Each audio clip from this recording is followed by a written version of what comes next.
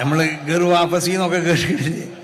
അപ്പോൾ നമ്മൾ പറയണത് വിട്ടുപോയ എല്ലാ സുന്നി സംഘടനകളും അവർ സമസ്ത കേരള ജമിയത്തുൽ ഉലമ എന്ന് പറഞ്ഞ മാതൃസംഘടനയിലേക്ക് അവർ തിരിച്ചു വരണം. കാരണം സമസ്ത കേരള ജമിയത്തുൽ ഉലമ എന്നുള്ളത് വലിയൊരു സംഘടനയാണ്. ഇപ്പം എല്ലാവർക്കും മനസ്സിലായി. മുജാഹിദ് പൊളിഞ്ഞു പോയത് വെറുതെ പോയതല്ല, നമ്മളൊന്നും അധ്വാനിച്ചിട്ടില്ല.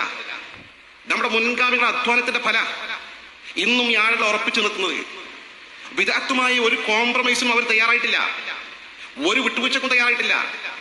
അവരുമായി വേദി പങ്കിടാൻ പറ്റുമോ അനിവാര്യ ഘട്ടത്തിൽ എന്ന ഒരൊറ്റ വിഷയത്തിന്റെ പേരാണ് 985 നടന്ന സംഭവത്തിന്റെ പേരിലാണ് സമസ്തയിൽ നിന്ന് പിളർപ്പുണ്ടാക്കി ഒരു വിഭാഗം ഇറങ്ങിപ്പോയത്.